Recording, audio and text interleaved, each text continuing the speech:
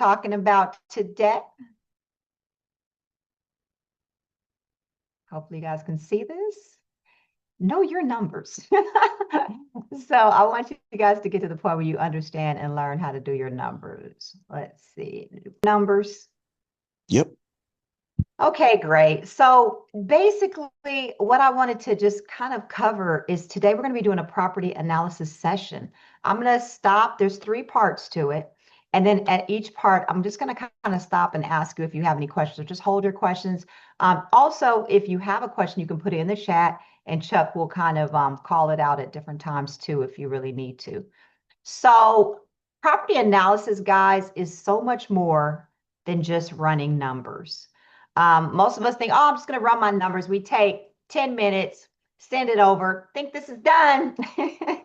And a lot of times you guys haven't thoroughly thought. Eric, me, Chuck, we take 30 to 40 minutes to run numbers because there's so many parts that are, that go into it. It's not just, oh, let me just throw it in the Winulator real quick because I might want to rent it out. That is not how we want you to do it. You have to run your numbers multiple times as you go. Number one, you need to take your time and do it. Number two, you need to run it multiple times. So the first time you're going to run it with guesstimates. The second time when your realtor sends you her comps. The third time when your contractor sends you his comps. The fourth time when your lender tells you what his rates are. So you're going to need to run numbers multiple times for the same deal just to make sure it continuously makes sense. Because if it doesn't make sense, you're going to lose money. And always, always, always stick with your numbers. I know some people are like, I just love this house. It's so amazing. It looks like my grandmother's house that I grew up in, and we had Christmases there. It doesn't matter. I don't care. If the numbers don't work, we always have to be willing to walk away from that deal. And this is what we discuss with you in coaching, because we would rather you lose a house than for you to lose your money. And we say that every time. It's more important. So leave your emotion out of it. I don't care if you've been looking for houses for 4 or 5 weeks, you haven't found anything. It's okay. When your house comes, it is going to come. We just want you to make sure you do it right and don't rush it out of, I just want a property because these people have a property. Always think about long term. This is not a sprint. It's a marathon. Think about long-term legacy. What do you want to leave your grandkids? Debt, or do you want to leave them appreciating assets? And so you want to make sure that this is something that you're willing to leave to your family. So leave emotion out of it, because the wrong offer can cost you thousands, and we don't want to be in that place. So part one of running your numbers always involves gathering all your data first. We teach you this in your coaching sessions. There's 11-point analysis sheet / flow chart that I've sent out. I believe I've even posted on the Win Blueprint page as well. I want you guys to make this your own. Some people, they only like to just write it down. They print it out and write everything in writing and send it to me. That is fine. Some people are more technology savvy. So what they do is they'll create a spreadsheet, a Google sheet, whatever, and take this information and they'll put it in there. And then they'll put at the bottom tabs where they got the Flipulator and the Winulator, so I can just scroll through it really easy to look. I love that, but I want you to do whatever makes you feel comfortable because you're running these numbers. But whatever you do, please have a system and be organized with it. Because if you look at 5 houses, you're going to forget when you go back to the first one. I like, doing little spreadsheets and putting the picture of the house in the corner so I can remember it with the link. And I can click on the house, click on the link, pull up the flow chart, pull up the Winulator and the Flipulator all in one, Excel spreadsheet. That would be helpful to you guys. Doing it however you want to do it is going to work. But at the end of the day, your goal is to send it to your mentor, send it to your realtor so that we could check it over and make sure that the numbers are right. But it starts with this. It starts with gathering all the data before we even get to the Winulator and Flipulator. The 11-point analysis are just guidelines of what all to look for when you're going through your Zillow ad to make sure that you actually cover everything. What I normally put on it is A, zip codes. You should know this from your coaching sessions. B, determine the age of the picture, determine how old it is. Sometimes people are putting old catfish pictures up. I show you how to determine the age. The rehab estimate.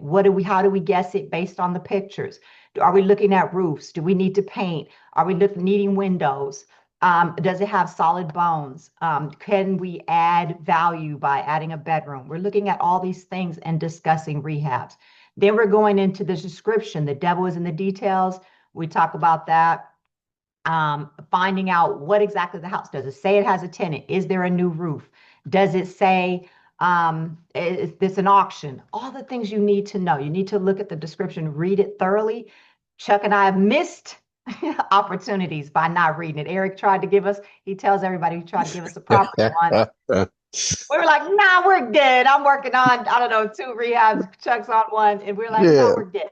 And then he goes, oh, so he went and bought the duplex for 65,000. Turns out they were selling an additional lot next door and across the street inside the 65,000 plus the duplex. So missing the details, these are things you don't want to do. You want to see that. Now, if in the details it says it has a tenant, sometimes they list the rent amount. So you'll know if you can cash flow and you start having that number. You're going to write all these things down in this property flow chart. What's their rent? You're going to ask your agent for the rent roll in the ledger. I need to know what their rent is. What if it's $500? That's not going to help me if my mortgage is going to be $1,000 and the tenant's only paying $500, because now I know I got to start thinking about an eviction. Or I got to go to the seller and say, hey, are they willing to adjust the rent? Maybe talk to their property management company. Eric got somebody to go up $500 on their rent. It is possible.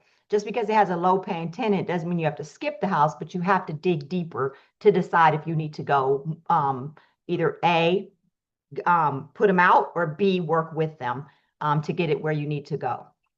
How many days on the market? That shows red flags too. It's 276 days on the market.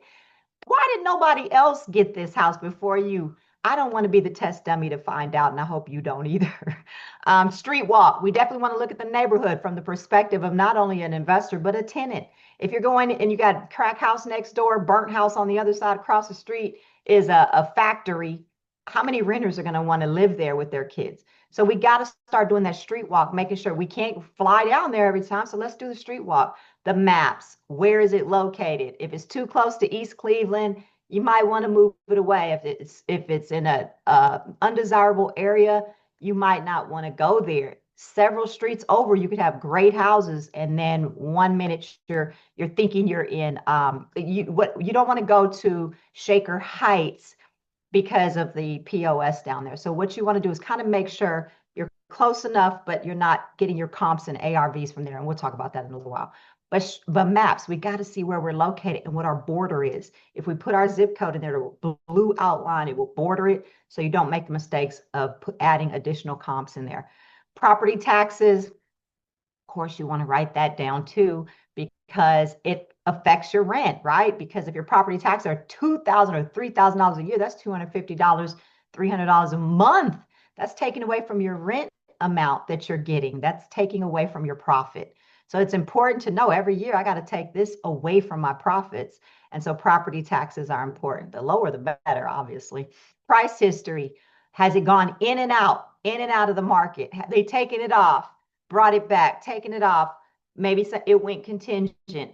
Then all of a sudden it fell out. Then all of a sudden it went contingent again. Then it fell out. And then it was up for market. If they have a long price history, I look at about a year out. If they have a long price history and they've just been in and out of the market, people have tried to buy that house and it fell through. So that's a red flag. The goal, and the last thing, rental and purchase comps. You're going to do both comps. Don't say, oh, I just want to rent something out. You need to develop your exit strategy by looking at the entire picture. Don't just use the Winulator. Don't just do the Flipulator. Do them both so then you have a solid exit strategy. Sometimes you may say, hey, I want to flip it, but this might be a better rental to hold for 6 months and then develop some equity in it, be able to pull some cash out, and then later on I can flip it when the market goes great in a year or so. But meanwhile, I got cash because I refinanced it and a paying tenant. If you run all of the calculators, it will help you develop your exit strategy rather than saying, oh, I just think I want to do a flip this time. that may not be the best thing for this particular property. Everyone is different. Your goal is to find the no's. That's what I tell my mentees in every session. Find the no's, look for the reason to walk away. That's what I always do. And I'm going to tell you no more than yes. If you know our coaching style, we probably will tell you no more than yes. I know I will. I'm like, no, no, no, no, no. And people don't like it. But guess what? 100%. At the end of the day, it's coaching. That's why you hire us. That's why you pay us, is to give you that advice. And not just to give you the advice for you to say, let me think about it. No, it's to give you the advice to do it because we've been through it and we know what works. So rental and purchase comps, that's number 11. Find the no's, weed them out so that when you do get one with all yeses, you know 100% in your heart it's a solid deal. If you guys have deals that you're still not knowing if that's a deal, that means you didn't analyze it thoroughly enough. And so that's what you want to do from the beginning. You don't want to get to the closing table. This is a pet peeve of mine. Don't get to the closing table and be like, well, I just now realized that the rehab is this and the house is this, and maybe I'm not going to get as much as I thought. And maybe don't wait till closing to try to do all of it. This is the time to do those things. So you go into it solid and we're not going back and forth with the lenders and the sellers and stuff because we didn't run our numbers properly up front. So does anybody have any questions about the 11 point, before I get to part two, the 11-point analysis, the flow chart? I believe I have it posted on the group page under files. It If is. There is currently nothing in the chat. Okay, Uh, perfect. So you guys are getting it so Yes, far. excuse me. It's Go Shanice. ahead. Go ahead, Sorry Shanice. about that. Did you say it was one when you said you were looking at how long it's been on the market? Was that you want it to be 1 year or less? I didn't hear that part. Sorry. 30 days is preferable. 30 days. Thank you. Anything to me over 30 days, we're starting to get in a slippery slope because these properties go fast if they're good. If they're a good deal, they're going to go pretty quickly. Starting at 30 days, I start going, why is it still there? Now, sometimes it could be just that it's overpriced and you can go in like Amy did this week in 24K under and get that deal. That's okay. But sometimes it's just sitting there because it's got plumbing problems. They probably had someone walk it. It had electrical. Maybe they had all knob and tube and it needs a whole new rewiring, which is tens of thousands, all these things. So they've already walked it and people fell out and it's still on the market. There's a reason because they're going to send contractors and stuff in just like you are. And if you keep seeing it go back on the market, okay, let's. So if it's just sitting there and it's been months that property's been up, there's something wrong. And I would always suggest if you are going to still try to go for something like that, just go bid way low. You can't lose. If it's 100,000, bid 60, bid 70. Just see, because after a while, those people may come back. Sometimes you guys have seen that where they come back. Titty, they did that to her this week. They came back and didn't accept her offer in the beginning. It was a low offer. But then yesterday or the day before, they came back and said, hey, is she still interested? So it happens. It happens. I put a triplex offer in. They said no. It was 100,000. I bid 80. They said no. Later on, they came back. Hey, are you still interested? Okay. So if the house is overpriced, eventually they're going to figure it out. And as long as you just throw an offer out there and keep looking at other things, you're good because they might come back. They might come back. Part two, running the numbers. So we got the Flipulator and the Winulator. I always say run both with each deal you do. Each I deal see you your with. question, Keisha. I'm typing in. I'm answering now. Double checking, and then I'll get Oh, it to you. okay, go ahead. No, What go she ahead, say, Myckelle. Steph? We're just trying to find the file in the Facebook group. Okay, and if you can't find it, let me know and I'll post it. I'll post it up there. This is something you're supposed to get while you're in the coaching. Okay, so part two, running your numbers. The Winulator and the Flipulator, please always run both. Don't just say, I just think I might just want to do a flip. We talked about that earlier. Always run both because you are creating an exit strategy. And the way you do that is by looking at all options. You don't just say, I just want to look at only this. You look at both because at the end of the day, you may have to pivot. Let's just say that you go, hey, I want to do a buy and hold. And then you only look at the Winulator, right? Because the Winulator is for rentals, the Flipulator is for flips. Once again, Winulator is only for rentals, Flipulators for flips. So you're like, I want to do a buy and hold. And then you jump up and you just do the Winulator. You go in, you say, oh, I'm going to get $400 profit a month. The Section 8 is doing $1,800 on this. Boom, boom, boom. Now, what happens if, just like we're dealing with right now with the federal government, they're trying to pull Section 8 and do all this stuff, right? And then all of a sudden, you can't find a renter for 3 or 4 or 5 months, right? And so then you're sitting there like, oh my God, I'm spending my money. I'm paying rents. I don't have this money to keep doing.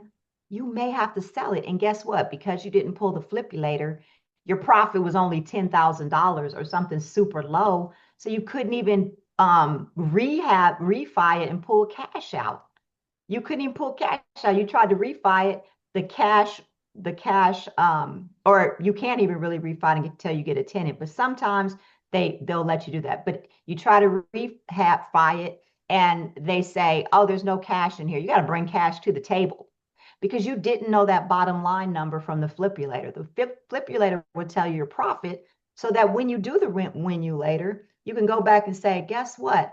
I want to rent it, but also I know now that I have this much cash to pull out of it because I pulled the Flipulator.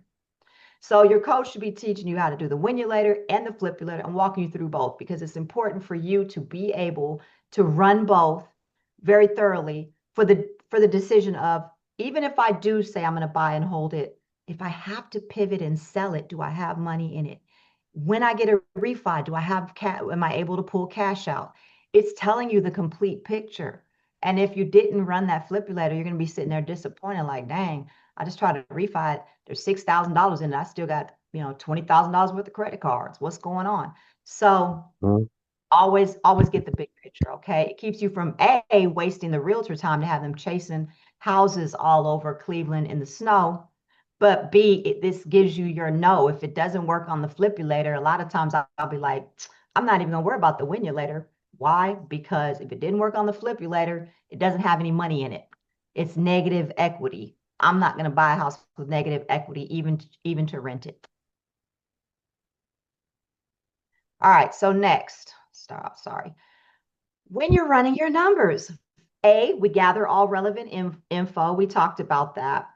There's a couple of important things that, oh my gosh, I wish you guys would just remember. Comps, when you're running your numbers on your comps, they are only rehabbed properties. Some of you guys will run a number for a comp and say, oh, these are my 3 comps. I got 80,000 on this one or 75,000 on this comp. I got 140,000 on this comp and I got 100,000 on this comp. And I'm like, 80 something thousand. Trust me, if the house is 80,000, it's not fully rehabbed. So when I'm running my comps, I'm not looking at anything under 100,000. They're not fully rehabbed usually if they're under that. And so what you want to do is always look at your comps. When you pull them up on Zillow, you got the comps where you pulled them up, right? So now you need to click on each one and make sure it's rehabbed. If it's not rehabbed, it's not a comp. The only other way that they may use it in an appraisal is if it's fully occupied. It might not be fully rehabbed because you see house and furniture and shoes and coats. So it might be somebody living there. So they may use that as a comp. If it's sold for 150, but you see it wasn't rehab, that may be because it had a tenant in, a good cash paying tenant. Somebody bought it anyway because they knew it was going to cash flow. Other than that, your comp is only rehabbed. And I want to say something else about running your numbers. An ARV, and we discussed this in definitions on the first day, means after repair value. After repair value. That means after you add your bathroom, after you add your bedroom, after you're done rehabbing it fully, after you've painted it, after you've put your windows in, did everything, it's after. So when you're running your comps, if you have a 3-1 and you want to make it a 3-2, please estimate your ARV on a 3-2 because you're putting a 3-bedroom, 2-bath together. So your comps are 3-bedroom, 2-baths because that's what the after rehab value will be. It will have a 3-2, you will be making one. So that's what you're going to run your numbers on. So don't look at your comps in the 3 1s. Look at the comps in the 3 2s, because that's what the lenders are going to do. Okay. And then you always want to estimate the rehab with a cushion, but your ARV conservatively. So always put extra money into what I'm thinking the rehab is going to be, 6,000 to 8,000, but always underestimate your ARV. That's why we do the law of averages with ARV. We'll take 3 of them. I'll take a high, a low, and a medium, and then I'll add them together and divide by 3, because you definitely want to make sure it's just an average.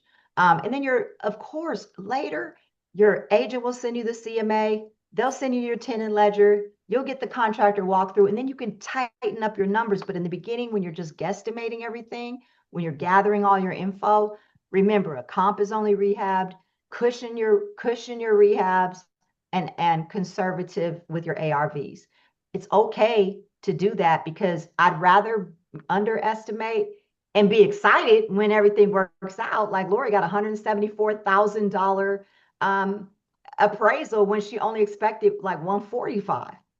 Yay, I underestimated, so now I'm excited. I'd rather be happy than, oh, I estimated a $215,000 ARV and it only came back 160.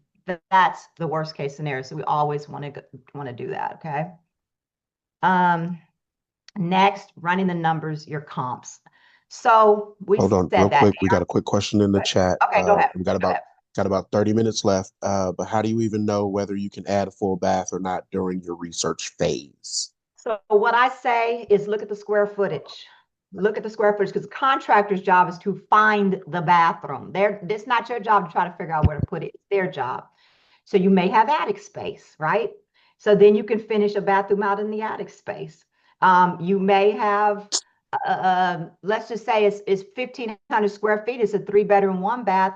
Sometimes that gives you the ability to convert maybe a smaller, because sometimes they might not be counting a small office. Like in my case, with my last house, they took the whole kitchen was huge. So they took the coat closet in the kitchen out, and it was a laundry room too. And they moved the laundry room to the other side. And since there was water already there, that was backed up to my bedroom. So they just ran the plumbing and put the bathroom in the bedroom with the door. So they'll find it.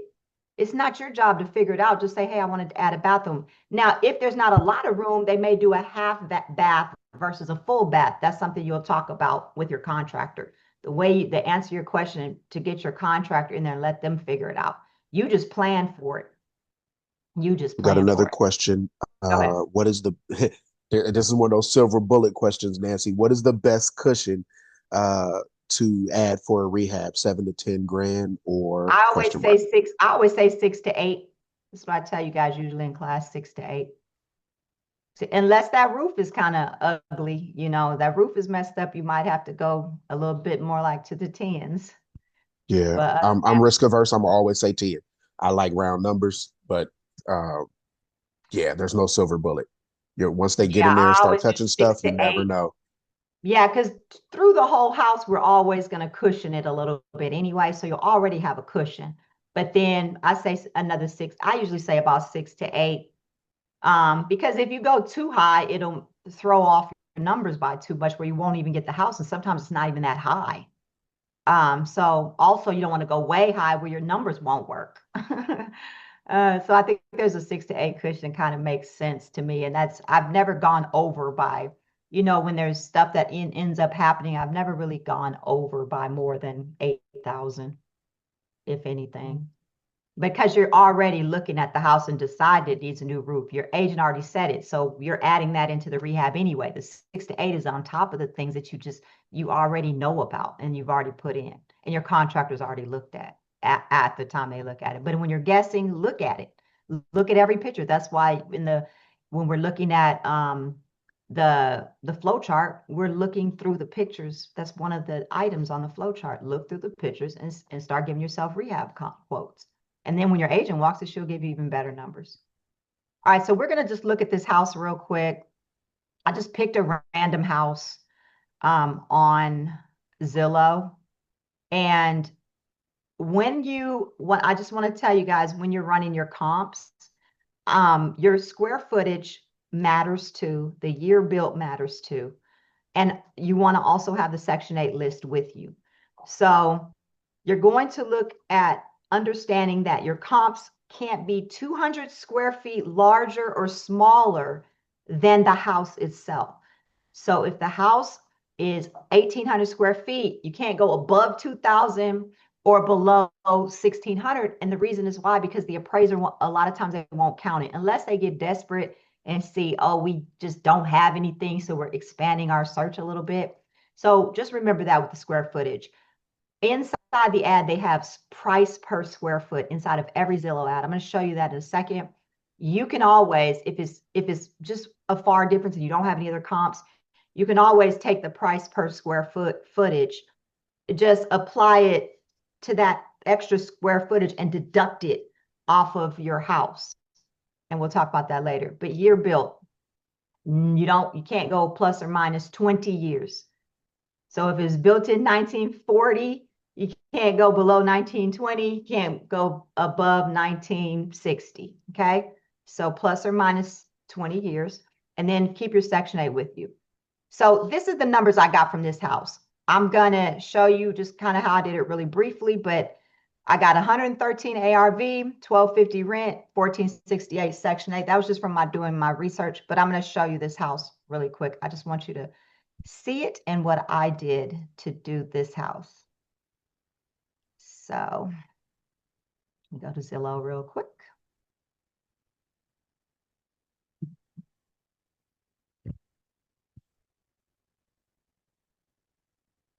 Henry asks while we're waiting, has the 2026, I can't read right now, Section 8 rent table by zip code been published yet? Not that I know of. Have you heard Yeah. anything? No, not that I know of. It's usually by end of Q1, so I'm thinking we'll have that number by March, barring any political hiccups, which we're not going to dive into. Yeah, right. But We'll be here all just day. there's also, feel free to check in with your realtor. They may have access to it before we do, and or property management as well. Okay.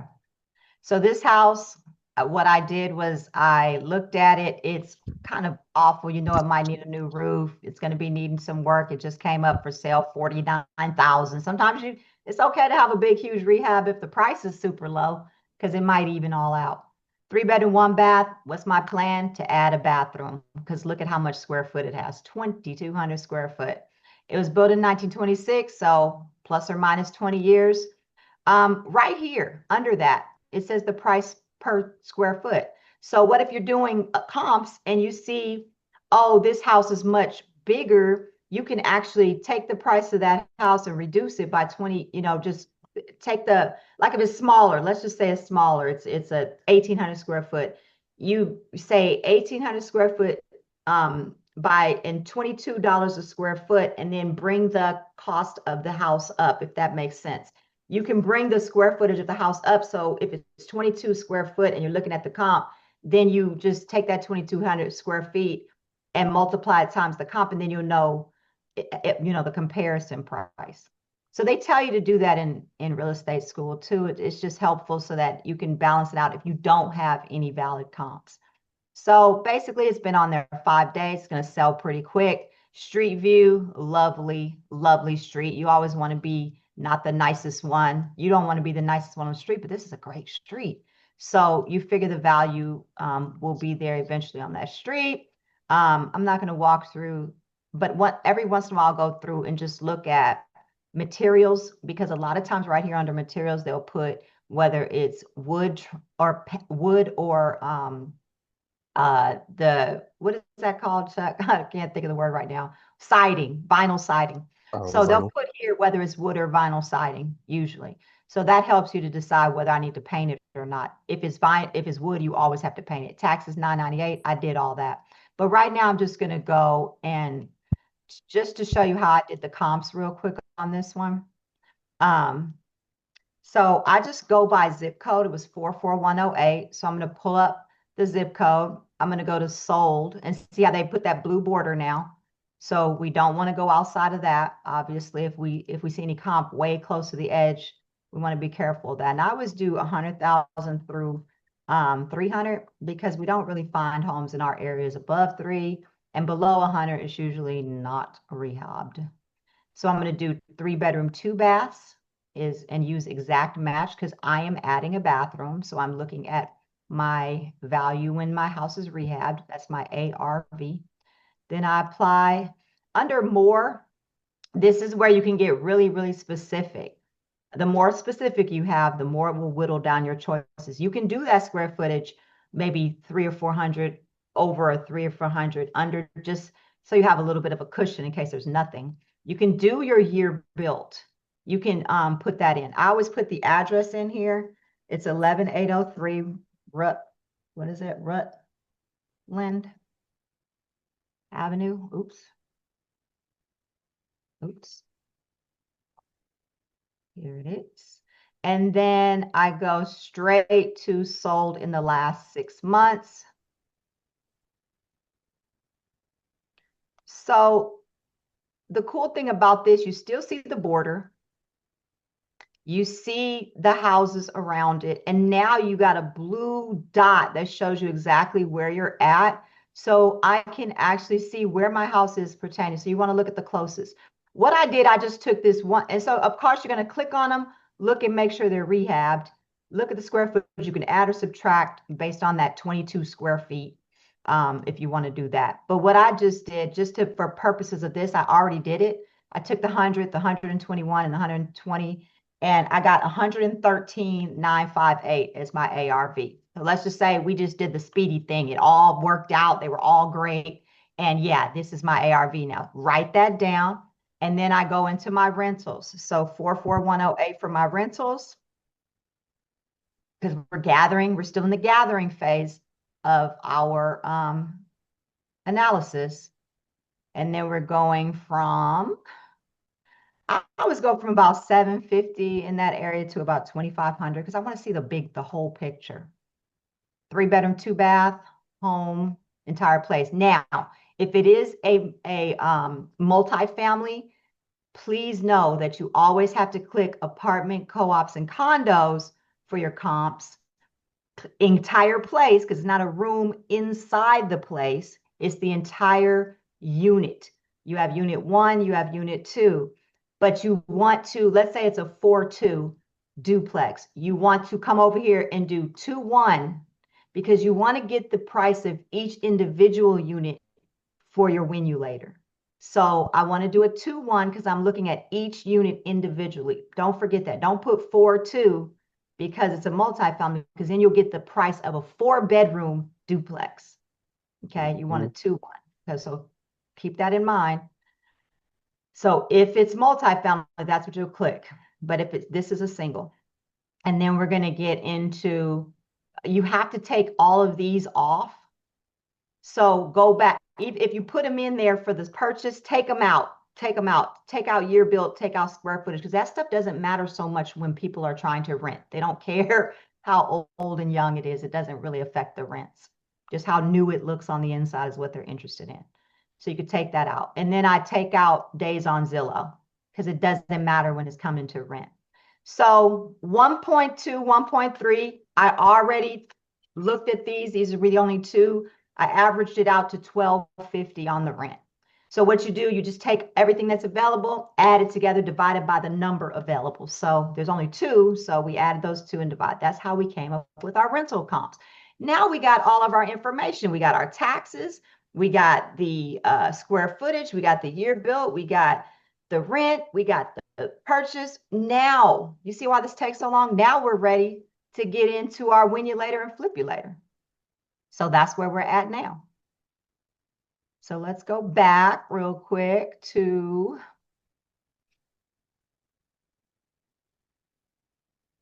our presentation.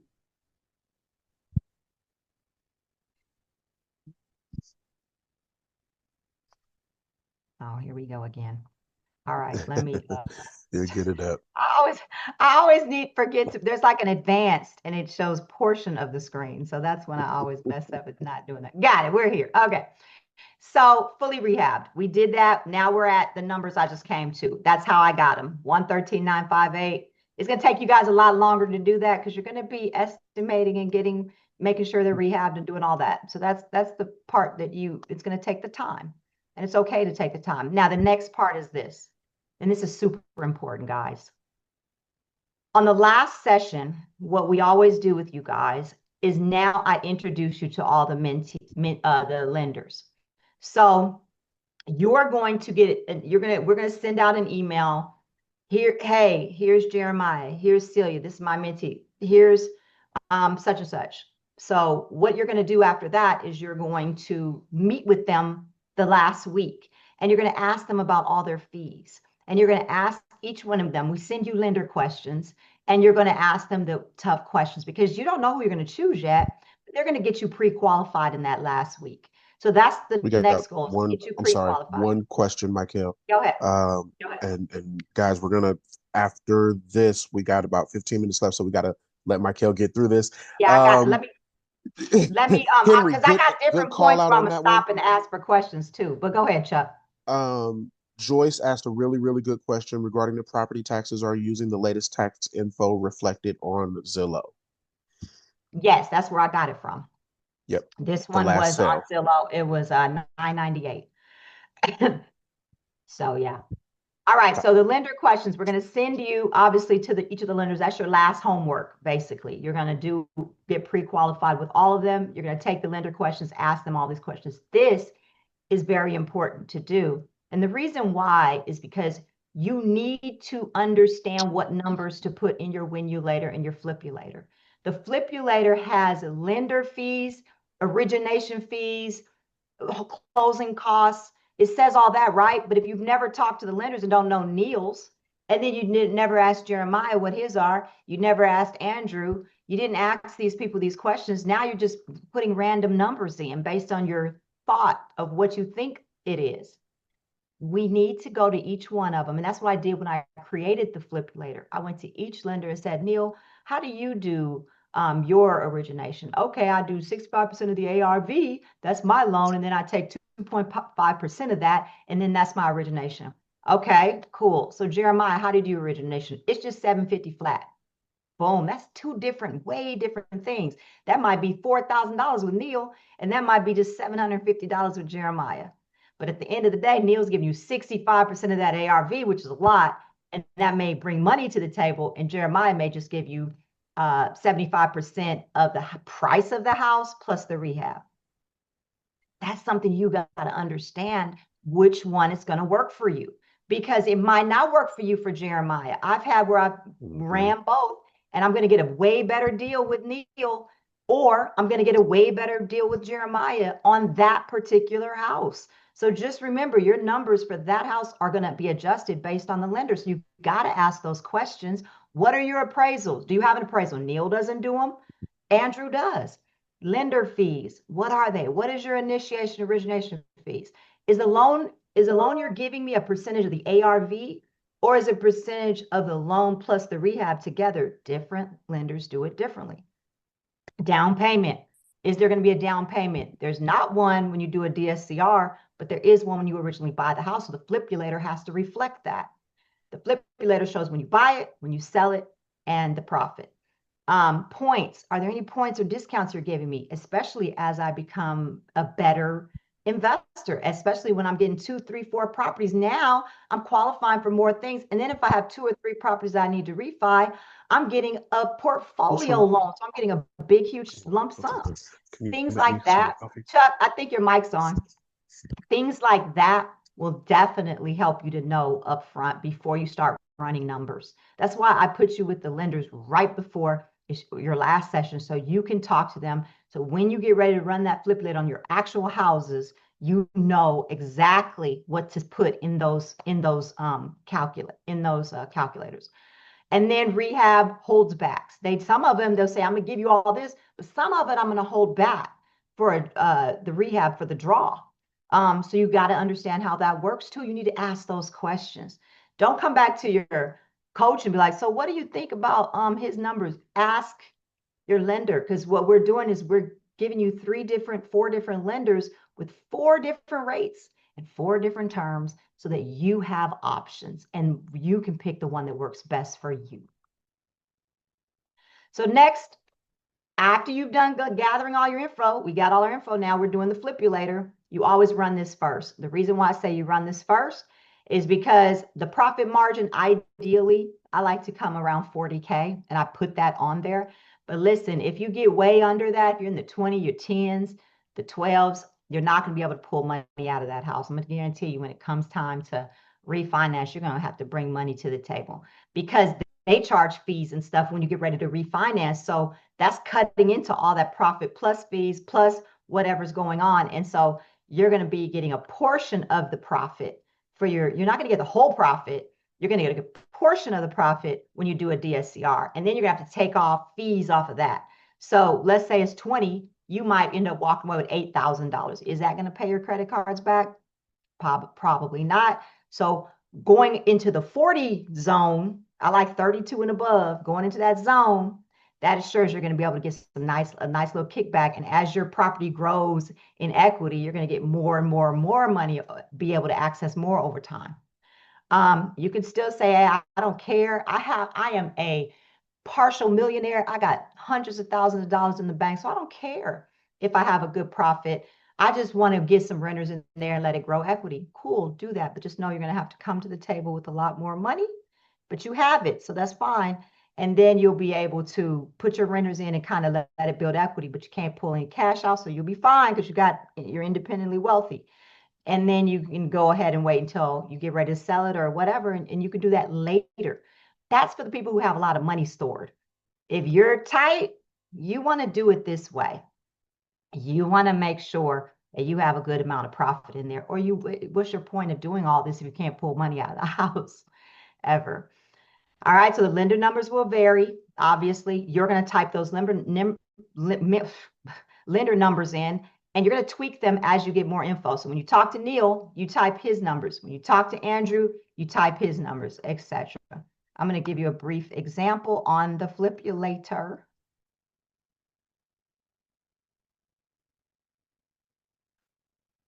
Hopefully you guys can see my screen. I put this house in, the Rutland Avenue house that we just did. It's not the best deal because it's got such an expensive rehab. I went through an average, that rehab to be about 50 grand. And that's because it might need a new roof. And as well as it was just junky, which isn't a bad thing, but it's a house is smaller too, so it's not going to be as much as a duplex. But 50,000 because it's just tore up from the basement on up. So the thing is, this flipulator is showing you this top section is when you buy the house. This bottom section is when you sell the house. And then down here is the profit margin, right? You want to be ideally, I put these notes on here for a reason, ideally 40,000 plus. I've seen people get 57, 60. Whew, love those deals. It's going to tell you your mortgage payment if you put everything in right. 15% is Neil. So obviously when you talk to Jeremiah and he's doing 12, you change it to 12 and guess what? 683 now. So what payment's going to work for me? That's things you got to think about too, because you might have a renter who's only paying 8. So that 6 will work better for you than 8. So maybe I need to go with Jeremiah. These are things that running your numbers will show you. So that if you're not going to sell the house, and you definitely know, I would still just look at it as if I'm selling it. But if you don't want to sell the house, you could leave out the seller's closing costs. That's for you on the sale. That's what you pay on the sale. We're looking at every number from when you buy it to sell it, so you know exactly what profit margin is. But you're not going to sell it. You could take this little part out because it doesn't matter. You're not selling it. That's $5,000 to go towards this profit. Anyway, the number one, always put the list price in number one. I put a 1 there and a 2 here and a 3 here, so you do them in order. List price, rehab cost, ARV, we already did it. We already got it. So I just plug those numbers in. And guess what? When you do that, it automatically populates your max allowable offer, which we discussed on day one is 75% of your ARV minus repairs. So then you don't have to try to figure all that out. It goes in there automatically, right? And so now you got your max. Unfortunately, because this house has such a low ARV, the max allowable is only 35. Now, if your realtor comes back and says, ooh, it's 120, here's some great houses that just came up. Now your max allowable is 40. So you play around with it as you get this. If your contractor says, oh, your rehab's only 35,000, I don't think I need 50. Boom. Look how much closer, how higher this number is going now. You were at 12,000, now we're at 33. So you see how it's starting to play with the numbers. If you go with, Neil, he's going to charge you 2.5% of the 65% of the ARV, which is what his loan is. And again, I added that to be 1851 because this is such a low loan. But if you use another one, this number may change. If you put both of these in, the initiation and all the lender fees, it'll automatically auto-populate it up here to the lender fee. So now you got this number for the Winulator, because the Winulator says lender fees on it, right? So the closing costs are all on here. You're going to grab all these numbers, take them to the Winulator because it says closing costs. So this is going to help you fill out that. This is going to help you fill out that. It's going to help you get that max allowable offer. Never go over that number, because once you start going over that number, you start losing profit. You're going to have to bring more to the table. The lender likes that 75% of ARV minus repairs. They like that number, and they like to give loans on that number. If you start going into this weird, I'm going to pay 65,000 because I just like the house so much, the lender's still not going to give you that money. So you're going to have to bring all that extra money yourself to the closing table. Does anybody have a question about this Flipulator? Okay. Joyce has a question in the chat. What is the HML fee? So hard money lender, because this could be different if you're doing a conventional loan or some other loan somewhere else. These are all because we only do hard money loans. Correct. Okay. So HML means hard money loans, guys. So this adds it up. Right. So right here where it says holding costs, you're going to take that monthly mortgage, which is down here at the bottom, multiply it times the length of the rehab. So if they say it's going to be 3 months to do the rehab, multiply that 720 times 3 and add utilities, which I'd say is, you want to say about 200, 250 a month, 200 maybe for everything while your contractor's working on it. So if you added that 720 for 3 months and then plus maybe another 500 for utilities, that's your holding cost. All this stuff is just showing you everything you're going to have to put into it, so you are not disillusioned about how much it's going to cost at the end of the day. Because some people are like, I'm spending my money. If you do this correctly, you'll know how much exactly you're going to spend, and you'll know exactly how it's going to look at the end.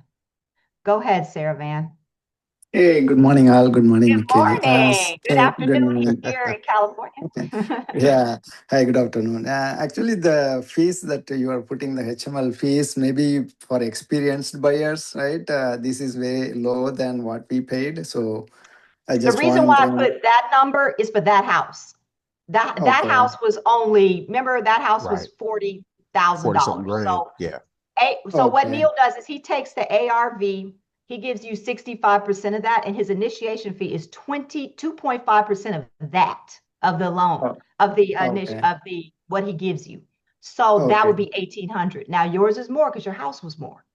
Mm-hmm. That's why you ask Neil his fees and you put that number in there. Okay. Will it go down when we have more properties, or how that will work?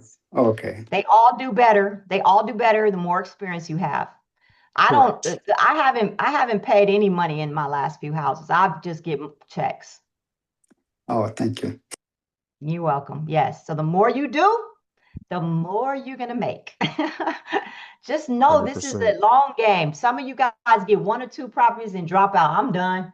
I can't do this no more. But you don't realize this is a long game. Be ready for the long haul, because that's when the money. Anytime you do any business, you don't make money the first year or 2, and you don't expect to make money in doing this the first year. Please don't. But if you wait and just hold it and let it build equity, oh my God, you're going to start seeing return. Now I'm seeing residual incomes. Now I'm getting checks. Now I'm starting to be able to, if I want to just jump up and sell this house, I'll make a quick 50 grand and I put it right back into my business. Your business is the key word. Your business. All right. So real guys, quick, we got about I don't have 2 minutes left. I don't have a lot of time. I know I don't, but I'm gonna have to do a separate thing on the Winulator. I just want to go real quick into something real quick that's very important. On the 100%. Winulator, you have 8 rows for 8 units, right? Each unit is different. So if you have a duplex, you're going to put 2-bedroom, 1-bath here, 2-bedroom, 1-bath there. You're going to put the current rent for each unit here and the market rent, which if someone's renting it, that's the current rent. But if they're not, you can put the Section 8 rent in here. It doesn't matter as long as you know what it is. Now, at the end of the day, 3 things I just want to say are really important. This sales price is not the sales price of the house. People keep getting that wrong. I just want to remind you, it's not the sales price of the house. It's the price you pay for the house plus the rehab added together. Okay. So always the sales price is the price you pay for the house plus the rehab added together. And then you deduct 25% off because what ends up happening, it will deduct that when you put 25%, it will deduct that back out and say you're bringing it to the closing table as cash. So if your lender is giving you 75% of the entire loan, that 25% is what you bring to the table. However, if you are working with Neil, it's not going to be that big, 25%. You got to get his rate so you know what you're bringing to the table with him and then put that percentage in here. The way he does is more like you're bringing 6% to the table, if anything. So when you change this number, will change your profit at the end of the day. All the fees here I brought over from the Flipulator, okay? So that makes it easy. And then at the end of the day, you're going to look at this rent and see, is it in the green? This particular house is going to make $200 a month net on Section 8 and $23 a month on the average $1,250 that we came up with. Now, saying all that and going through all that, then we can make a wise decision. So we have analyzed it. We've gathered all our data. We've ran the Flipulator. We ran the Winulator. We saw the profit. We saw how everything came together. Then you can say, okay, so now I think I want to hold this property for a little while. Maybe I just want to flip it because there's $33,000 if the numbers end up working right. But, maybe just because Eric, he said he doesn't care if he gets a profit monthly for the renters. He has money like that. Some of us do. So you can decide, hey, I got enough to hold on to this property for a little while because even with the 15% interest rate, yeah, right now my payments are $800. But once I refi and get that 7%, now my payment dropped. So instead of $200 a month, I'm making $400 a month on that house. So we're looking at now, but we can rerun the numbers in the Flipulator to show that, or in the Winulator to show that 7% and no down payment on that DSCR. So you talk to the lenders again, have another conversation with the lenders when you get your tenancy in, all of them that you met. And if there's some new ones, ask us, we'll refer you. And then you say, and I'll give you a DSCR basics, which I created. It's in the drive too. And then you go through and say, now give me your terms for this. Now, Neil, you give me your terms for the DSCR. Now, Andrew, I need that. And you rerun your numbers in the Flipulator and the Winulator to see if that makes sense. So it's all about gathering your information and making an informed exit strategy that now you're solid about and you understand. This house, I don't know that I would buy with that big rehab. And we had to lower the rehab and raise the ARV to get even that 33,000. So it's probably not realistic. It was more like a $12,000 profit and $200 on the rents. Hey, if you have money that you don't care about that profit, then it would work for you. And we were talking about the numbers working for everybody. For people with more money, they don't care about that profit. People with less money, they do. So I would suggest your deal is your deal. Your house is going to be your house, but make sure you're not comparing yourself to anybody else or their numbers. Your numbers are your numbers, and what works for you is what works for you. The last thing I'm going to say is if you're going to do a flip versus a refi, you're definitely going to have different rehab numbers. Definitely. Yeah. You definitely want to look at the ARV, look at those houses, make sure your house is as beautiful as those houses, or else you will not get that appraisal. You just won't get it. So you're gonna have to pay more. So you're gonna have to ask your contractor, what would you charge me for to do this as a flip, or what would you charge me to do it as a buy and hold? And those numbers will be even different. Definitely. So I think All think that's all I can talk about today right.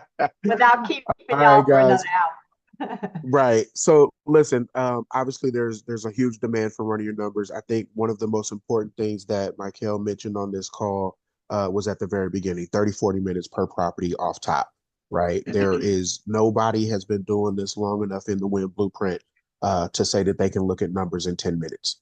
Not even me. It's yeah, I don't want to I promise you if you run numbers in 10 minutes, you are going to lose money. You make your money going into the deal. Running your numbers is something that you have to take the most serious in this entire process. Great job, Myckelle. As we get ready to wrap And up and please, we're and real log quick, off. Chuck. Let me just say this real quick about Yeah. that. Some of you guys will start running your numbers off to the side with your realtor. They don't check your numbers. They be like, okay, looks good. Let's go get this sale, right? I don't want Mhm. you guys doing that. If you're still in training, if you haven't got 2 properties and you're got it going on, please continue to send your numbers to your mentor and the agent, but your mentor is the ones who's going to check them for you to make for accuracy. At Yeah. least the first 5, 10, 15, 20 times until you think you got it right. You paid for this. You paid for this. So please take every advantage of your mentor and don't run off as soon as you get a house. Oh, I don't want to bother you. Please bother us. You paid us to bother us because we're going to make sure the numbers are right. What's the point of you running off and then getting a house and it doesn't make sense? And then later you're coming to the closing table like, well, what happened when you ran the numbers? I didn't really run all of them. Okay, so now we're in a sticky situation. So please run your numbers, give them to your mentor to have them relook at them for you every single time. Because none of us are above getting extra help. I'll sometimes send Eric a house. What do you think? You know, he'd be like, I'll buy it. That's all he says to me. He doesn't help. Like, I'll Yeah. buy it. Yeah. You don't want it, I'll buy it. But it Eric has still not helps. seen It a still property helps. that That he means won't he buy. likes it. That means he likes it. 100%. All right, As we so get I'm ready to done. wrap up, guys, make sure that you have registered for Boots on the Ground. As you know, that bus will cap off. We will only have a certain amount of seats, and once those seats are filled, you will be driving yourself behind the bus if you choose to come. And I don't want that for you, especially depending on what the weather's looking like out there. Outside of that, I hope you have an absolutely amazing, amazing Saturday. Run your numbers, even if you're not currently shopping, run your numbers, get into practice of it, run the numbers on the properties that you guys have so you can see if the market is changing on you. Every once in a while, we'll see these 5 to 10% fluctuations and the market will move. That may affect some of your numbers, that may affect some of your DSCR loans. So always run your numbers. This is something you need to be really, really strong at. So again, I want to thank Coach Myckelle for knocking this one out Thank today. you, everybody. Thank you Excuse And for coming me. on Sunday. One Thank you for quick coming question before you Saturday. guys hang up. One quick yes, question. This is Joyce. Um, Okay. Regarding boots on the ground, what time does the event start? I know it says from the first to the third, but I couldn't find where there was any type of agenda. About 9 a.m. Okay, So at the most of the people hotel. come on Saturday night. And we're mhm, gonna Okay. send you, like if you sign up, we're gonna send everybody an the itinerary. agenda. Yeah. Oh, Like okay. 2 weeks before we send you the itinerary. Well, Thank yeah, you, I signed Shanice. up and I got a confirmation. So thank you guys. This was Yeah, really informative, and I appreciate both of you guys taking the time to walk us through this. absolutely. Our goal is Okay. that you learn this stuff inside and out. And if you have any questions, continue to come to us and we'll be here for you. All right. 100%. Thank you, Thank All you. everyone. right, All everybody. right. You guys have a Bye-bye. great weekend.